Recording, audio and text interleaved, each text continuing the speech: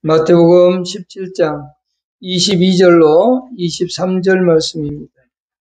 갈릴리에 모일 때에 예수께서 제자들에게 이르시되 인자가 장차 사람들의 손에 넘겨져 죽임을 당하고 제3일에 살아나리라 하시니 제자들이 매우 근심하더라.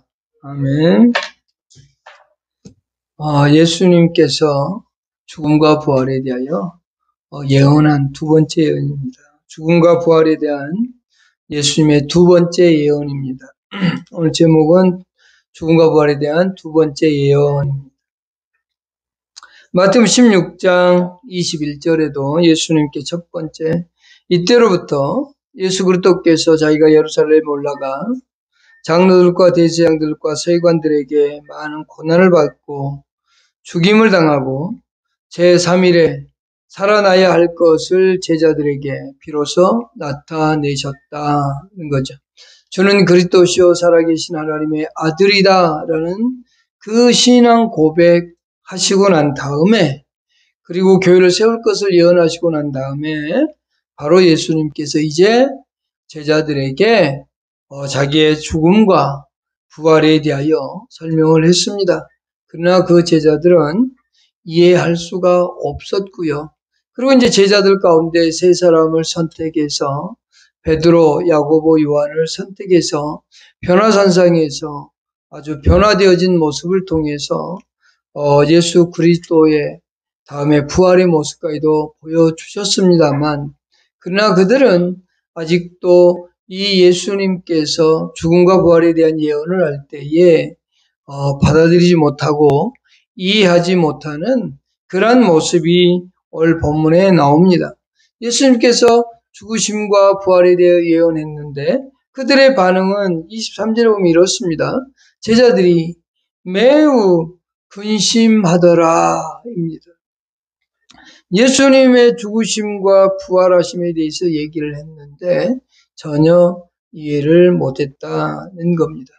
지금은 천국에 계시는 옛날에 삼성의 할아버지라는 분이 계셨죠. 삼성에 사시던 할아버지가 저희 교회에 나오셨는데 어느 날 장례식을 가게 됐습니다. 그리고 장례식장에서 기도를 하잖아요. 기도하면 하나님 감사합니다. 사랑하는 성도를 하나님의 품에 안으시고 또 천국 가게 해주셔서 감사합니다. 이렇게 기도하잖아요. 그런데 끝나고 난 다음에 혼자 있을 때 저한테 막 혼내듯이 물어보신 적이 있어요. 왜 사람이 죽었는데 감사하냐고. 그게 무슨 감사할 일이냐고 그러시더라고요. 그래서 막 화를 내셨어요. 그래서 할아버지, 근데요, 저 얘기를 잘 들어보시고 화는 좀 뒤에 내셔도 될 것 같습니다. 그래서 우리가 죽으면 이제 이렇게 되고 저렇게 되고 천국 가게 되고 영원히 살게 되고 좋은 곳에 가게 되고 뭐 그러면서 쭉 설명했어요. 아, 그런 거요? 그럼 죽은 게 좋은 거네? 하셨던 적이 있었어요. 우리는 죽음이라고 하면 고난당한다 그러면 무조건 슬프고 힘들고 어렵고 정말 막 슬픔만을 생각하는데 우리 예수님께서 여기서 고난만 얘기한 게 아니라 분명히 뭐라고 말했냐면 22절에 갈릴리 모일 때의 제자들에게 이르시되 인자가 장차 사람들의 손에 넘겨져 그랬죠. 죽음을 당하고 그 다음에 뭐라고요? 제3일에 살아나리라. 죽었다가 다시 살아난다 그랬잖아요. 그러면 기본적으로 보통 신앙이 아닌 논리적이고 조금만 이상이 있으면 고난을 당하고 죽어? 그런데 다시 살아나? 무슨 일일까? 놀라운 일이겠는데? 오히려 기대가 되지 않을까요?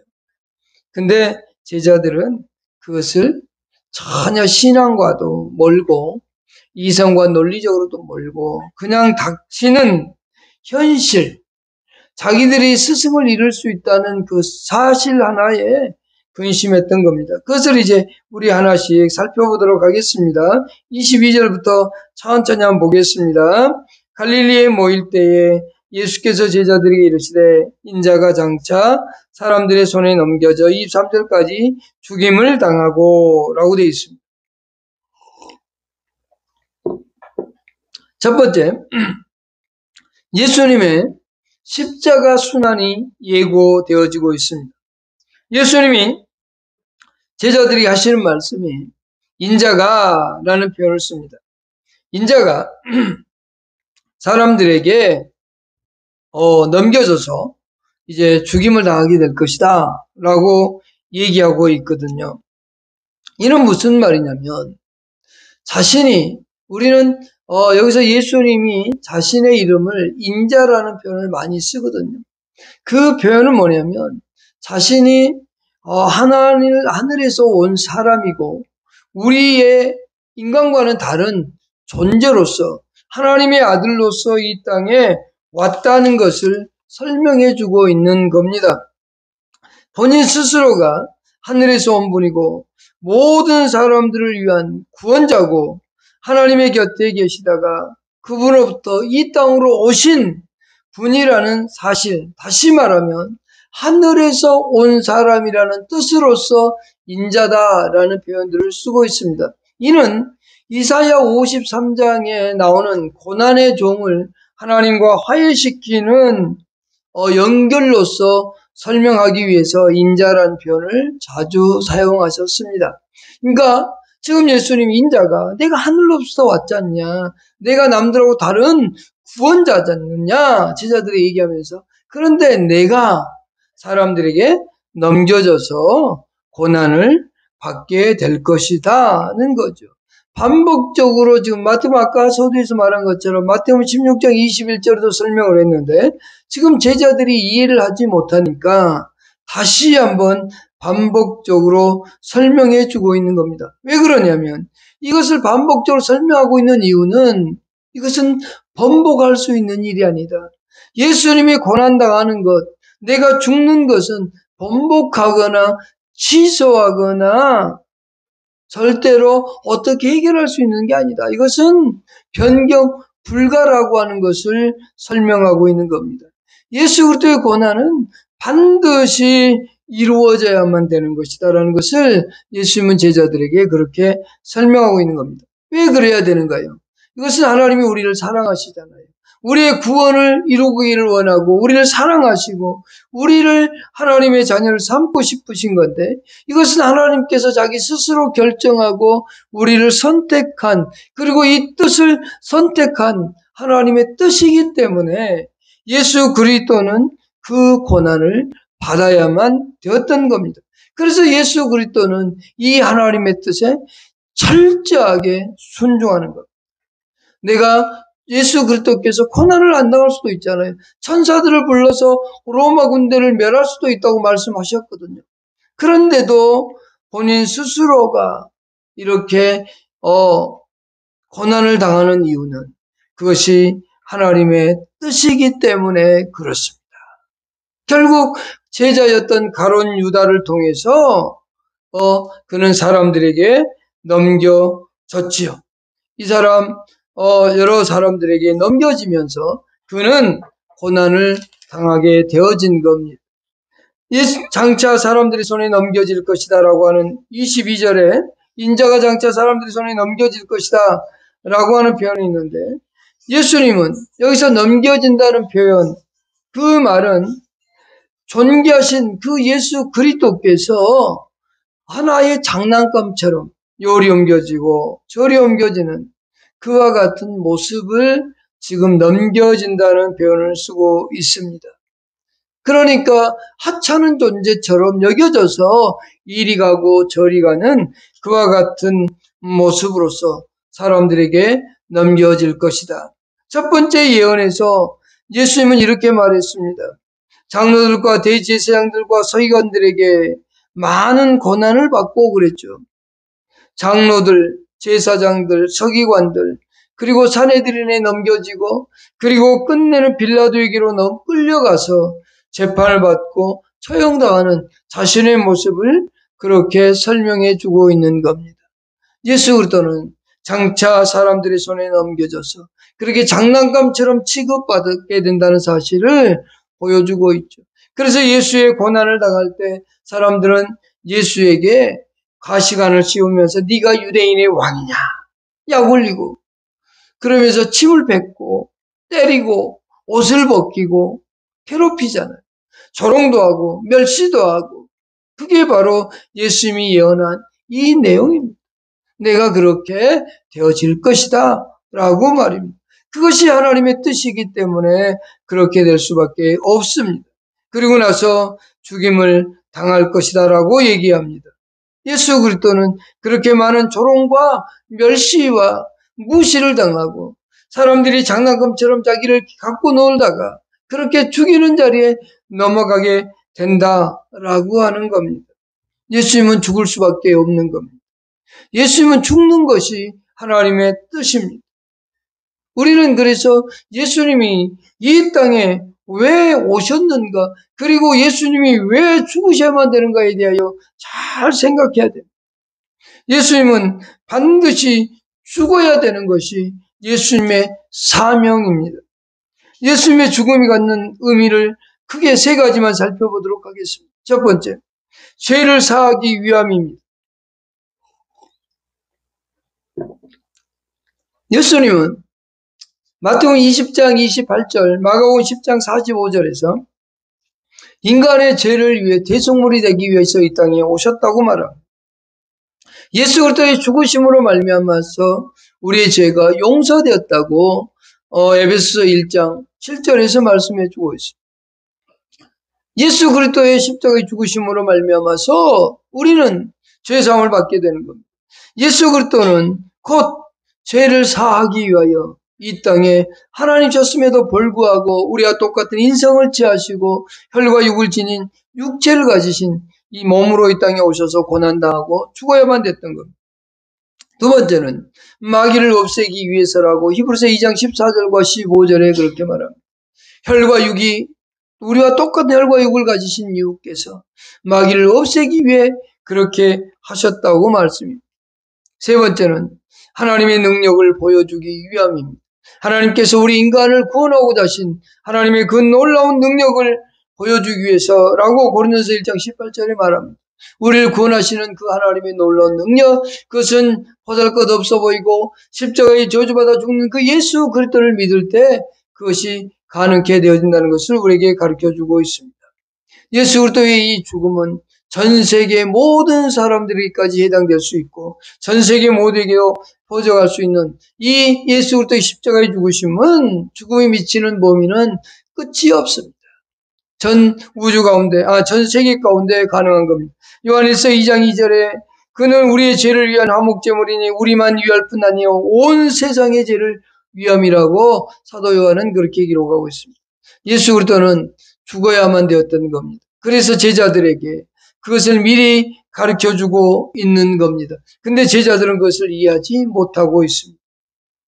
그런데 여기서 예수님은 두 번째 이 말씀을 하죠. 23절에 순환을 예고하고 십자가에서 죽는 순환을 예고한 다음에 무엇을 예언하냐면 부활을 예언합니다. 제3일에 살아나리라 이렇게 말합니다. 예수님께서 내가 분명히 죽고 난 다음에 다시 살아날 것이다 라고 말입니다. 그런데 말입니다. 왜 하필이면 4일도 아니고 이틀도 아니고 죽었다가 바로 살아날 수도 있는데 그날 죽고 다음날 살아날 수도 있는데 왜 하필이면 3일일까요? 마태복음 12장 38절에 보면 악한 세대가 예수님에게 표적을 구하는 게 나옵니다. 그때 서기관과 바리새인 중 몇 사람이 말하되 선생님이여 우리에게 표적 보여주시기를 원하나이다. 예수께서 대답하여 이르시되 악하고 음란한 세대가 표적을 구하나 선지자 요나의 표적밖에는 보일 표적이 없느니라. 요나가 밤낮 사흘 동안 큰 물고기 뱃속에 있었던 것 같이 인자도 밤낮 사흘 동안 땅속에 있으리라. 당시에 악한 세대를 표현했는데 당시 사람들이 요구한 게 뭐냐? 우리에게 표적을 보여주십시오. 당신이 구원자인 것을 우리가 메시아인 것을 믿을 수 있도록 표적을 보여주십시오.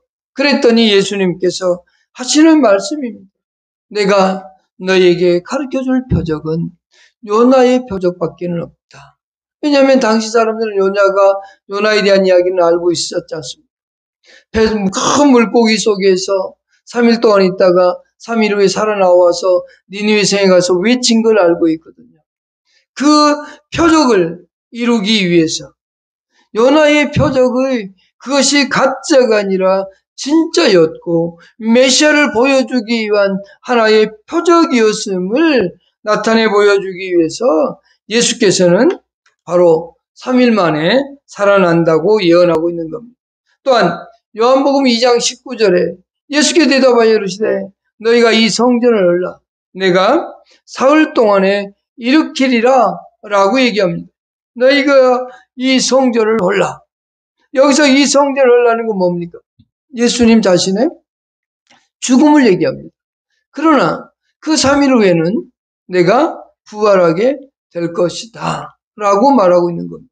바로 예수님은 그래서 3일 동안 땅 속에 있어야만 됐던 거죠. 무덤 속에 있어야만 됐던 겁니다. 그래서 예수님께서 제3일에 살아난 거고 제3일에 살아날 것을 분명하게 말씀해 주고 있다라고 하는 거지요. 그러면서 예수님이 뭐라고 말해요? 다시 살아나리라. 이것은 은혜의 메시지입니다. 예수님께서 난 분명히 죽어. 그러나 어떻게 된다고요? 죽었다가 살아난다. 그러면 우리가 생각할 때 죽었다가 어떻게 살아난단 말이에요? 정말로 예수님의 말씀을 믿은 사람이라면 아 그래? 그러면 얼마나 놀라운 일이 벌어질까? 예수님이 직접 죽었다가 살아난다면 어떤 일이 벌어질까? 어떤 몸이 될까? 차라리 이렇게 물어봐야겠죠. 예수님, 그러면 죽었다가 다시 살아난다고 그랬는데 살아나면 어떤 몸이 되죠? 살아나면 무슨 일이 일어나죠? 살아나면 어떤 놀라운 일들이 일어날까요? 라고 물어봤어야 되는 게 제자들의 질문이었어야 되죠. 근심이 아니라 말이죠. 근데 그들은 그것보다는 자기 자신들만 살필 수밖에 없었다는 거죠. 예수님이 다시 살아나리라고 하는 것은 우리에게 희망을 주고 있고 은혜의 메시지인 겁니다. 바로 우리 모든 믿는 자들이 예수님이 살아난다면 그리고 우리가 믿는 그 예수님처럼 우리도 살아난다면 우리는 영원한 생명을 소유할 수 있게 되는 거 아닙니까? 죽었다가 다시 살아나서 정말로 죽음이 없는 육체를 가지고 살아간다면 그것처럼 행복한 일이 어디 있겠습니까? 이 예수 그리스도의 부활은 곧 우리 부활의 소망인 겁니다. 예수 그리스도의 부활은 부활을 믿는 모든 자에게 영생을 주시겠다는 하나님의 약속의 선포인 겁니다. 그러니 내가 다시 살아나리라 이 말은 우리에게 영원한 생명을 주시는 하나님의 약속이었던 겁니다. 그러나 제자들은 어때요? 이해하지 못하죠. 제자들의 반응을 세 번째 살펴보십시다. 제자들이 매우 근심하더라입니다. 세 번째, 제자들의 모습 아닙니까? 제자들에게 있어서 예수님은요, 스승이었지만 그 이전에 어떻게 보면 제자들에게 예수님은 삶의 전부였습니다. 그들에게 예수님은 없어서는 안 될 가장 귀중한 존재였어요. 예수님께서 나를 따르라고 할 때 베드로 자기의 직업을 다 버렸습니다. 요한도 버렸습니다. 예수님을 따르는 제자들은 자기들이 가졌던 모든 것들을 버리고 예수님에게 올인했던 사람들입니다. 그러니까 이 예수님이 죽는다는 이것만 생각하면 예수님이 우리 곁을 떠난다고 하면 너무도 슬픈 겁니다. 이것은 어떻게 보면 극히 인간적인 겁니다. 제자들이 근심하고 슬퍼하는 이 모습은 극히 인간적인 삶의 모습이요, 인간적인 생각하는 그러한 모습일 수밖에 없습니다. 그들은 진정 예수 그리스도와 함께하고 있었으나 예수 그리스도를 제대로 알지 못했고 예수님이 이 땅에 성육신하신 의미를 제대로 이해하지 못했다는 겁니다. 제자들의 관심은 뭐에 있어요? 자신들의 어떤 미래에 대한 근심이 있고 걱정이 있는 겁니다. 자신들이 어떤 예수 그리스도의 속죄 사역, 구속의 사역에 의미가 있는 것이 아니라 이 예수님이 우리 곁을 떠난다면, 이 예수님이 우리 곁을 떠난다면 이라는 그 근심이 먼저인 겁니다. 그러니까 우리는 사람들이 죽으면 뭐예요? 우리 곁을 떠났으니까 어떻게 하지? 어떻게 하지? 그런데요, 우리 예수 믿는 사람은 죽음이 그렇게 슬픈 것만은 아닙니다. 저희 어머니가 돌아가셨을 때요, 돌아가시 전에 손을 잡으시면서 천국 갈란다 하고 가셨거든요. 그런데도요, 그러다 보니까 돌아가시고 한창 한 달이 넘게 지났는데 뭔 요리를 하다가 이건 어머니가 이렇게 하면 더 맛있었는데 어머니한테 전화해봐야지. 그리고 전화기를 딱 들는데 맞다, 어머니 천국 가셨지? 여기서 통화가 안 되지? 이게 슬픈 것보다는요, 어머니 거기 잘 계시겠지. 천국에서 행복하시겠다. 행복하시겠다. 이게 우리들이 가져야 될 삶의 자세인 거예요. 근데 지금 당장 떠나니까 슬픈 거예요. 왜요? 극히 인간적인 겁니다. 근데 여러분 생각해 보세요. 여기서 아주 초라하게 살다가, 초라한 집에 살다가 정말 좋은 집에 이사를 간다고 한번 생각해 보십시오. 그러면 그게 슬프겠습니까? 그거 간다고 우리 동네에서 저기 부자 동네로 아주 집을 잘 지어서 이사를 가는데 아이고 이제는 못 만나서 어쩔까 슬플까이 하겠습니까? 사람들은 그렇지 않죠. 아이고 축하해, 잘됐네 하겠죠. 근데 우리는 죽음이라는 것만 맞이하면 어떻게 돼요? 슬픔을 가져요. 왜 그럴까요? 영원히 못 본다는 개념이 있어서 그래요. 그러나 그분이 지금보다 더 좋은 천국으로 이사 갔다는 사실, 우리가 그분이 영원히 지옥 가서 볼 수 없는 분이라면, 지옥으로 가기 때문에 볼 수 없는 분이라면 슬프겠지만 우리가 천국에서 살게 된다는 것을 알게 되고 다시 만날 것을 기대한다면 결코 슬픔이라는 건 아니죠. 제자들은 바로 예수님의 죽음에 대한 이해도 없었고요, 또한 속죄사에게는 더더욱 관심이 없었던 겁니다. 오직 예수님이 우리 곁을 떠나면 그동안 우리가 예수님에게 투자했던 시간, 삶, 모든 것들은 어떻게 된단 말인가 라는 생각을 하게 되죠. 이게 우리가 갖고 있는 삶의 모습 아닌가요? 극히 인간적인 삶의 모습을 보여주고 있는 겁니다. 우리는 그렇게 살아가서는 안 돼요. 하나님께서 우리에게 요구하고 있는 게 무엇인지, 제자들은 예수님과 함께 살면서도 예수님이 어떤 분인지, 예수님이 그들에게 원하는 게 무엇인지, 예수님이 하나님의 뜻을 이루는 것이 무엇인지 제대로 이해하지 못했다는 겁니다. 우리는 기록되어진 성경을 통해서 예수 그리스도를 제대로 이해한다고 하지만 우리도 제대로 이해하지 못하고 근심하고 걱정하고 자기 이기적인 삶의 모습을 늘 보여주고 있는 것이 우리들이라는 겁니다. 그러나 이 예수님의 죽음은 어땠습니까? 인류 역사의 최대의 기쁨이요 행복이었습니다. 예수님이 십자가의 죽으심으로 인하여 우리에겐, 이방인이었던 우리에게 구원의 선물이 있고 우리도 영원한 생명을 누릴 수 있는 겁니다. 인류 최대의 기쁨의 날, 바로 예수님이 우리를 위해 십자가에 죽어주신 날입니다. 그날은 감사의 날이고 행복의 날인 겁니다. 제자들은 그것을 알지 못했습니다. 만일 제자들이 이것을 알았다면 환희와 찬가를 아마 불렀을 것이고 주께 경배하며 감사했을 겁니다. 예수 그리스도의 십자가의 죽으심이, 예수님이 당하는 그 고통의 순간은 어려웠겠지만 예수님의 그 죽으심으로 인해 우리 인류에게 최대의 기쁨의 날이요 행복의 날이었습니다. 그래서 예수님이 십자가를 짊어질 때도 뒤에 있는 그 수많은 영혼이 주께 돌아오는 모습을 보며 기뻐했다고 했습니다.